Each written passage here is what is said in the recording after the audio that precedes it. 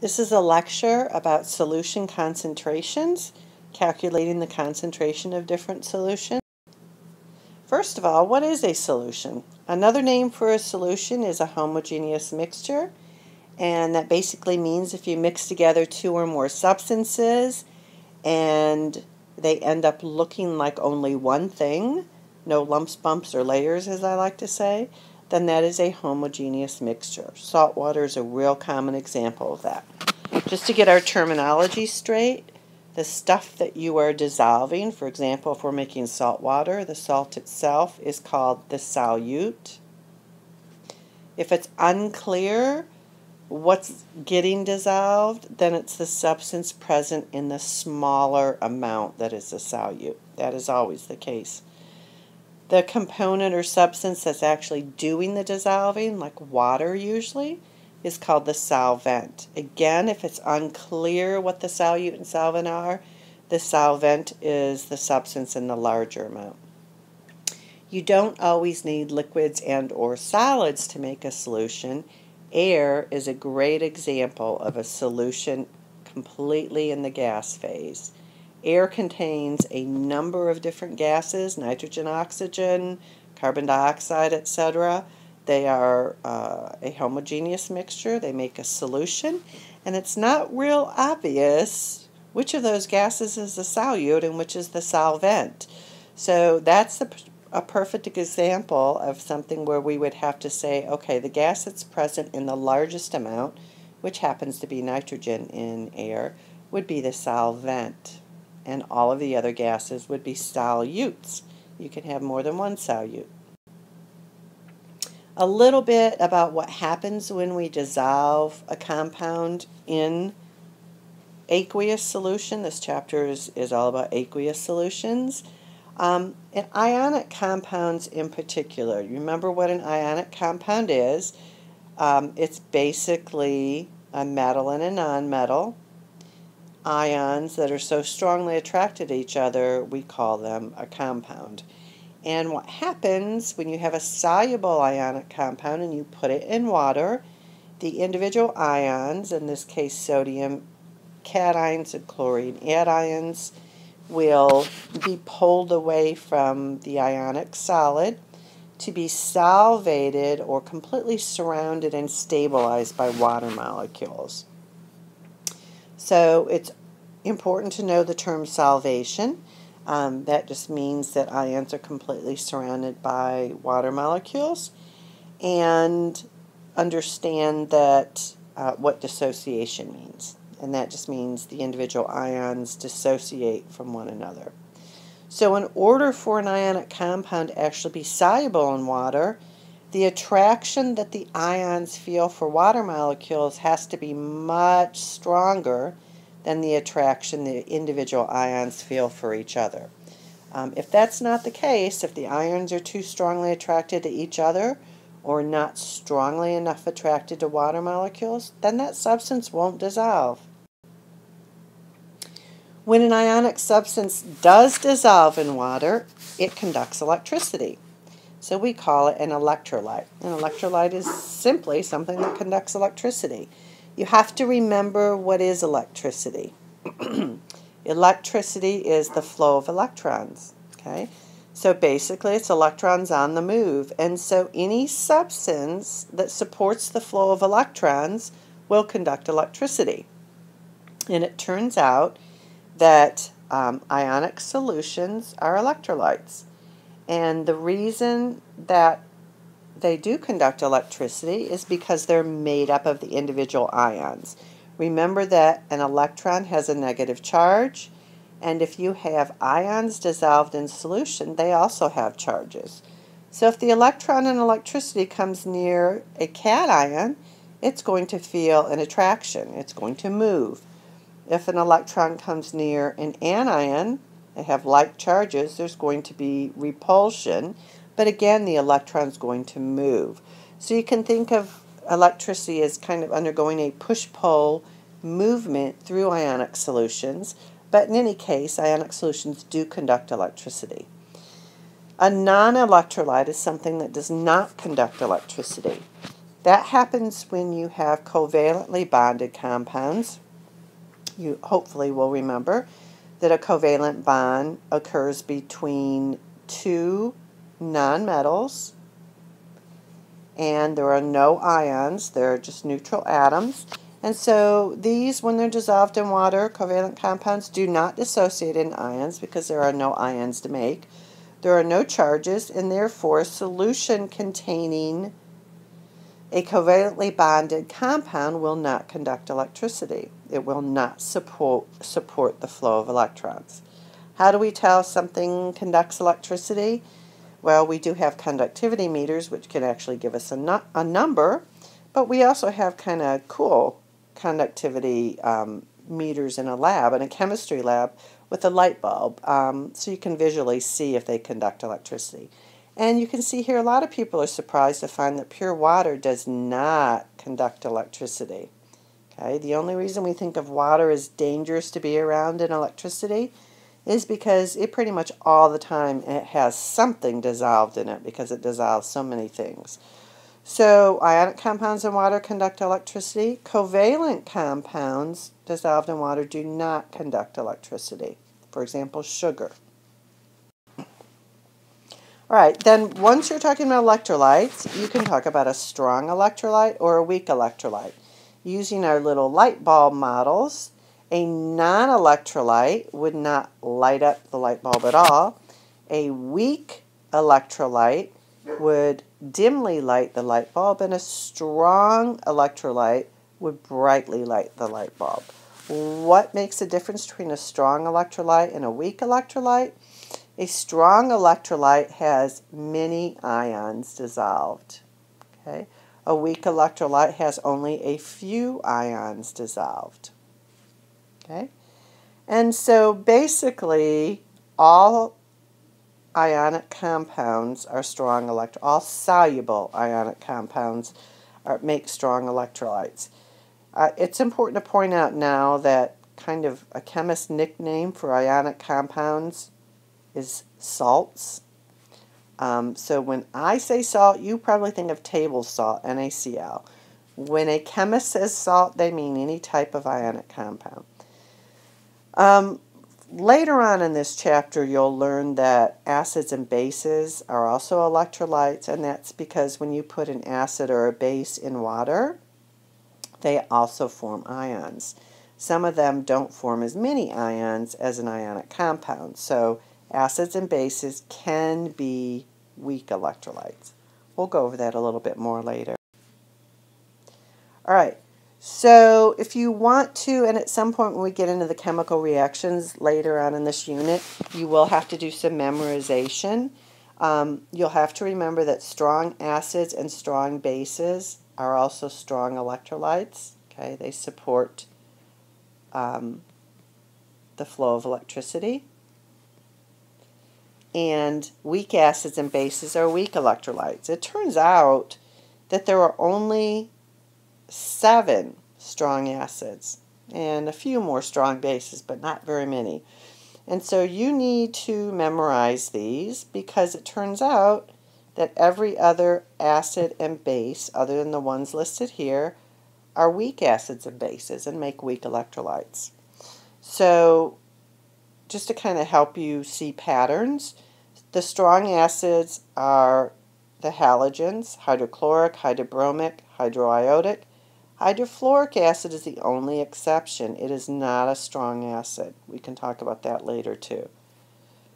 And then all of the chlorate type acids are strong acids and strong electrolytes, and then nitric and sulfuric.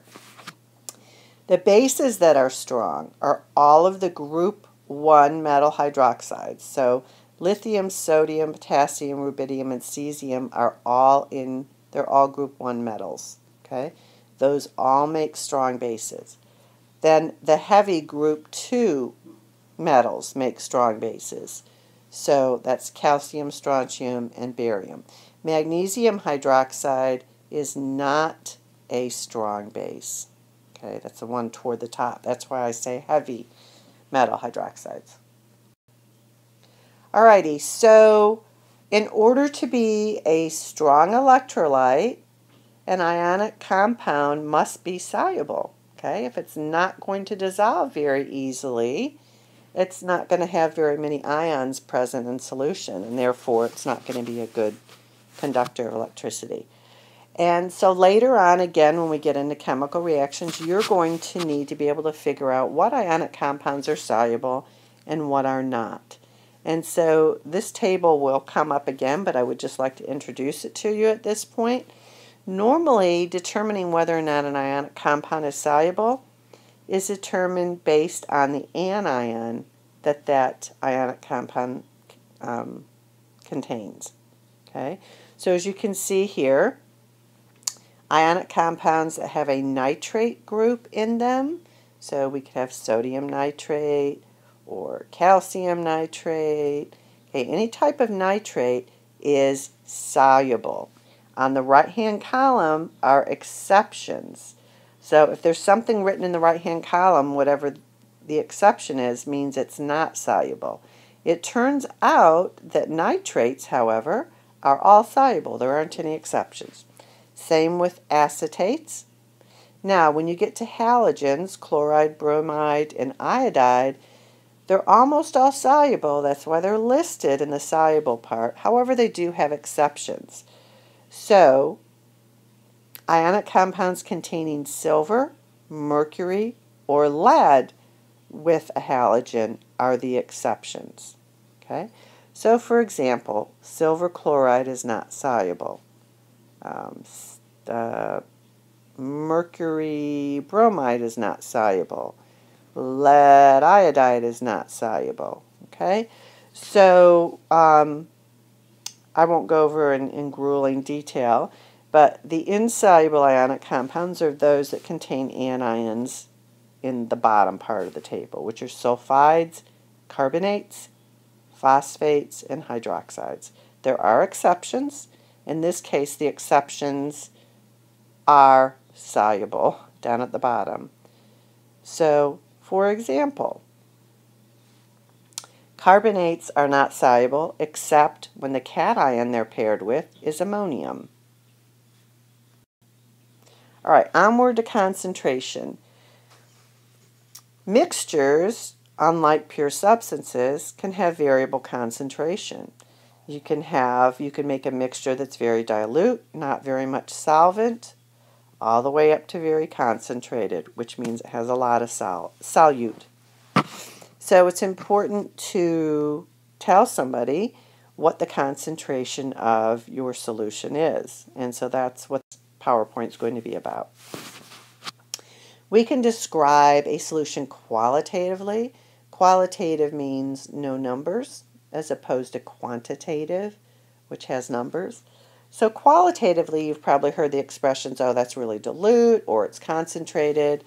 And basically, a dilute solution has not very much solute. A concentrated solution has a lot of solute. Okay, but those are qualitative. There aren't any numbers associated. As far as a quantitative way to describe solution concentration, by far the most common unit for chemists is molarity. It is abbreviated with a capital M, and it's defined as the moles of solute divided by the volume of the total solution. So the units for molarity are moles per liter. It's important to understand there's one little kind of glitch with molarity that a lot of students tend to not absorb. So this slide is important to pay attention to. Let's say that as a chemist you were asked to prepare a solution, and you were asked to prepare a liter of solution, and the person wanted the concentration of the solution to be 1.00 molar in sodium chloride. So without going into the deep details of the calculation, let's say that you gather together 1 mole of sodium chloride. Remember, you got to tell yourself, what does 1 molar mean? Molar means moles per liter. So 1 molar means there are exactly 1 mole of NaCl, which is the solute, in 1 liter of solution. Now what I want to point out here is the 1 liter of solution is the volume of the total solution. It is not the volume of the water added. It's the volume of the total solution at the end. So again, let's say we gather together 1 mole of sodium chloride, which happens to be 58.44 grams. You would pour it into what we call a volumetric flask. It has this long, skinny neck, very, very precise piece of labware glassware. It allows you to measure volumes extremely precisely. So you would put the sodium chloride in the flask first, and then you would begin to add distilled water not until you add a liter of water, but until the volume of the total solution, meaning the water and the salt combine to give you 1 liter. That's an important thing to understand about molarity, and it in somewhat of a different way. Again, molarity is the moles of solute over the liters of total solution. What I'm trying to differentiate is it's not the liters of solvent that is in the denominator, okay? It is the liters of total solution. Here's a sample problem. This is an easy problem. Calculate the molarity of a solution if somebody adds 34.6 grams of sodium chloride dissolved in a total of 125 milliliters of solution. You will notice that most molarity problems talk about grams instead of moles, because if you tell the average chemist, oh, go give me 2.5 moles of something, they don't have a calculator in their head where they can immediately figure out how many grams 2.5 moles is. So most things that chemists talk about are in terms of grams. If you were to work that sample problem out, you would first, of course, have to convert the grams to moles, because molarity, again, is moles of solute. And so, as always, to get to moles of something, you take the grams or the mass and you divide it by the molar mass. In this case, the molar mass of NaCl, which is 58.44 grams per mole. When you do that, you find out that you have 0.592 moles of sodium chloride. Now we just need to know the liters of the entire solution. That was given in the problem. 125 milliliters of solution. In order to get the liters, divide by 1,000, and you see then there are 0.125 liters of solution. That means the molarity of this solution would be 4.74 molar. So when you're talking this unit out, you call it molar. Alrighty, here's another example. And since we have molarity equals moles per liter, you might also be asked to solve for moles or to solve for liters given the other 2 pieces of information. So for those of you who may be a little algebra challenged, again, this is kind of a crutch which I hesitate to show, but I know that algebra is not everybody's friend. So here's the little magic triangle, which will quickly, especially if you're under stress, help you figure out how to solve for all the different variables involved in the molarity equation. So for example, if we're solving for molarity, whatever you're solving for, you cover up and you look at what's left. If you put your finger over the big M in this triangle, you can see that molarity would be equal to moles divided by liters. On the other hand, if you were solving for volume instead of molarity, okay, so again, cover up what you're solving for. If you're trying to solve for liters or volume, you would cover up the liters, so put a finger over the liters, and what you then have left in this triangle is moles divided by molarity. The other possibility that you might solve for in a sample problem would be moles.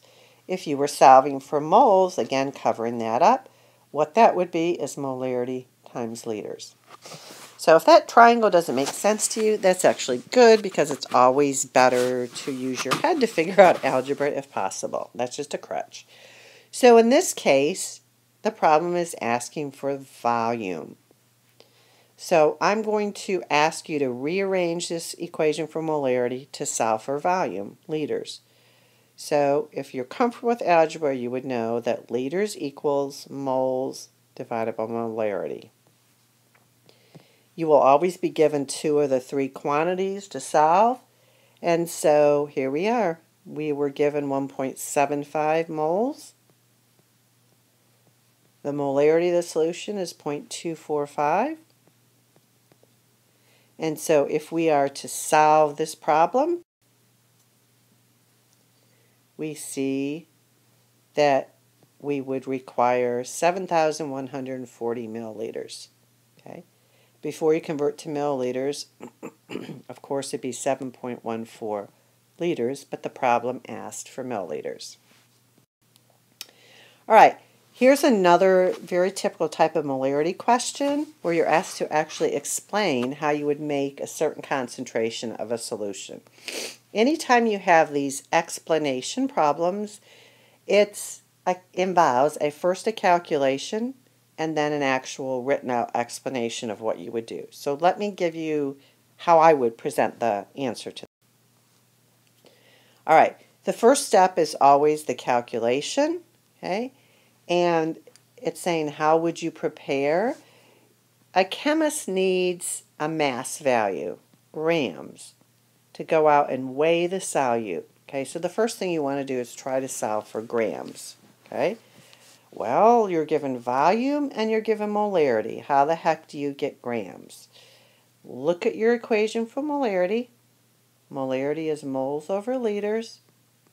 Which one of these variables can lead you to grams? Well, I'm hoping that you know it's moles. Okay, so we want to get to moles from the given information, and then we can convert that pretty easily to grams. So if we're solving for moles, we rearrange our equation for molarity. Moles equals molarity times liter. So let's go and figure out how many moles we have. We have, let's see, what's our molarity? 0.50 molarity times the liters. Let's see. We know we have 100 milliliters, okay, which is 0.1 liter. So molarity times liter gives you moles, which in this case is 0.050 moles. Now we can convert moles to grams, as always, by multiplying by the molar mass. In this case, we're talking about sodium hydroxide, NaOH. The molar mass of sodium hydroxide is 40. So the mass that we need to make this solution is 20 grams of sodium hydroxide. So now you're halfway done with this problem because you've told the chemist, go and weigh out 20 grams and make your solution from that. Well, if the chemist doesn't really know anything about molarity, they're like, okay, I've weighed out the 20 grams, now what do I do with it? So the second part of this problem is equally as important as the calculation, where you say, okay, yeah, go ahead and mass it out. Then it's important to tell them to use a volumetric flask for the precision. Add your sodium hydroxide to whatever volumetric flask you want to make. You want to make 100 milliliters, so you need a 100 milliliter volumetric flask. Now, listen carefully. It's very important to tell that person not to add 100 milliliters of water, but to simply add water until the total volume of the solution or the mixture reaches the 100 milliliter mark on the volumetric flask. It turns out that in making molar solutions, you actually add less than you think you might. Remember that the sodium hydroxide itself takes up volume. So if you're trying to get 100 milliliter volume total, you're going to add less than 100 milliliters of water. All right, one other little facet of dissolving ionic compounds in water is, remember in the beginning when I said when you dissolve an ionic compound, they separate into the individual ions?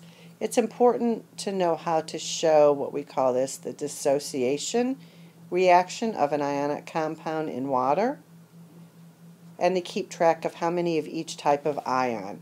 Sodium chloride's easy to do. There's only one sodium and one chlorine. Look at this one at the bottom. That is iron 3 perchlorate. And so when that dissociates in water, of course you only have one iron. You've got to be able to figure out what its charge is. But you have 3 of these perchlorate ions, okay? So you've made a total of 4 ions when you dissolve iron 3 perchlorate in water.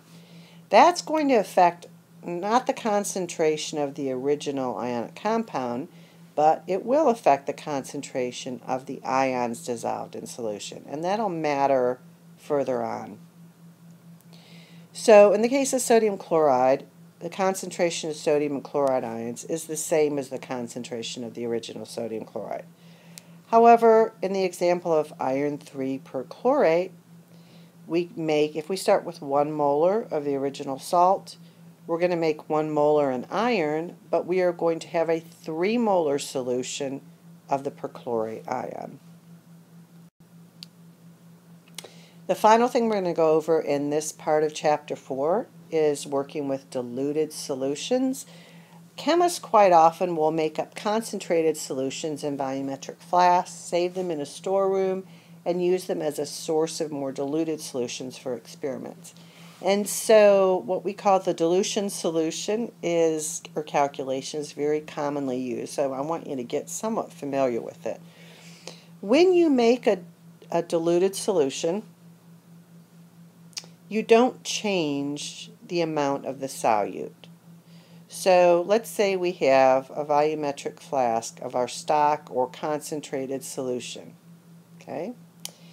And let's say that you withdraw, I'm such a good artist, that you withdraw 1 milliliter of that stock solution and you put it in another volumetric and fill it up with water, okay? Well, the number of moles in that amount that you withdrew from the stock solution is going to be the same once you put it in the new volumetric and fill it with water. So although you've diluted the solution in the new volumetric, you have the same number of moles that you started with, that you pulled out of the stock solution. So I have a reason for saying all this. So the moles that you took out of the concentrated solution are equal to the moles in the final diluted solution. Why do we? Because that tells us we can use the following formulation. This is called the dilution formula. It basically tells you that the molarity of the concentrated solution that you began with times the volume of the concentrated solution that you withdrew, I think an example I just gave you, I said 1 milliliter, equals the molarity of the final diluted solution times the volume of that final diluted solution. And you may remember, if you understand molarity enough, that when you multiply molarity times volume, what do you get? You get moles. So the moles from solution 1, again, molarity times volume, equals the moles from solution 2. That's where that came from.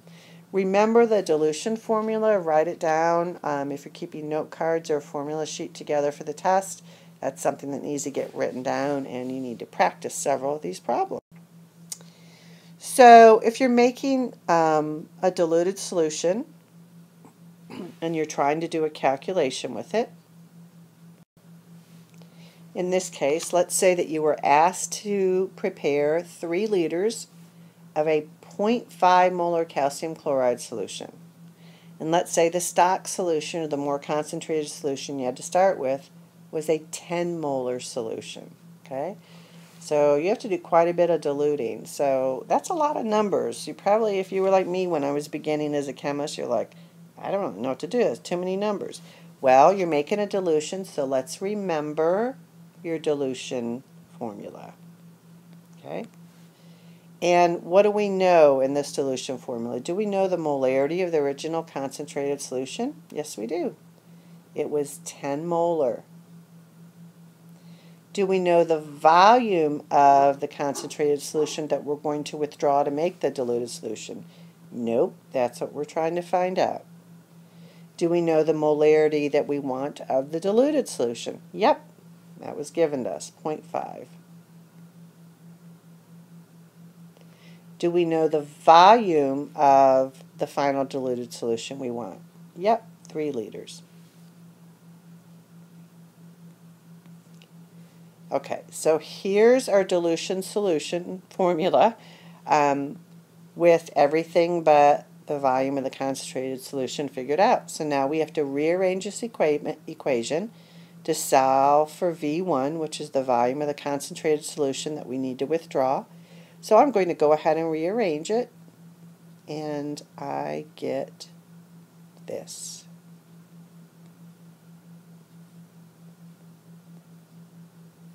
Okay. And if you go ahead then and solve for the volume, you get 1.5 divided by 10, which equals 0.15 liter. So what that's telling you need to do is to withdraw 0.15 liter of this concentrated solution out and put it into a new volumetric. They want 3 liters of the volumetric, and then fill with water up to the mark 3 liters. Here are some more sample dilution problems. At this point, what I strongly recommend is you go ahead and put this video on pause, try to work these problems on your own, and then come back and check your answers with me. Alright, so I'm going to go ahead and work out the first 2 sample problems on this page, and then the third one on the next page. So the first problem was pretty straightforward. You were given the concentration of the original stock solution, and you were asked to prepare a diluted solution that was 0.5 molar and to make 250 milliliters of it. The main thing you have to remember here is to make sure that you keep together the correct molarity with the correct volume. That's probably the most common mistake. And also, you might notice that it gave me milliliters, so I kept the volume in milliliters. It turns out that as long as you use the same units for volume on both sides of this dilution formula, volume units end up canceling out anyway, so you don't have to convert to liters if you don't want. Just keep in mind that the volume we're going to get will be in milliliters if you start in milliliters. So if you go ahead and rearrange this equation and solve, and then I try to keep sig figs correct, it says that you will need to withdraw 74 milliliters of the concentrated stock solution in order to make this dilution. The second problem is a little trickier. You may have to go back and read the question a couple times. It says that if you take 18.5 milliliters of a stock solution, that's 2.3 molar, and then you add to that 250 additional milliliters of water, what would the final diluted molarity be?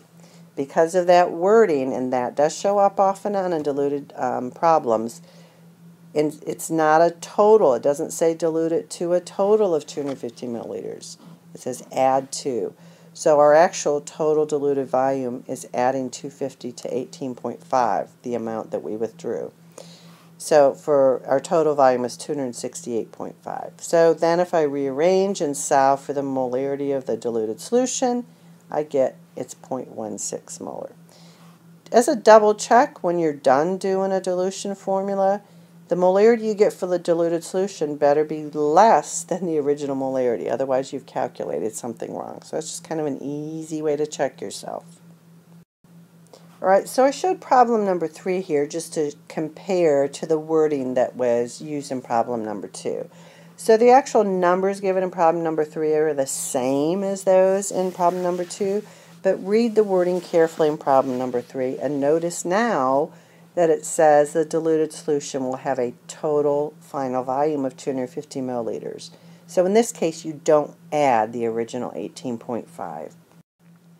So again, my point here is just to encourage you to read a problem very carefully. So rearranging this problem, you would get for your final diluted molarity, let's see, I'm doing this right now. So the final diluted molarity would be 0.14 molar. That's it for this lecture.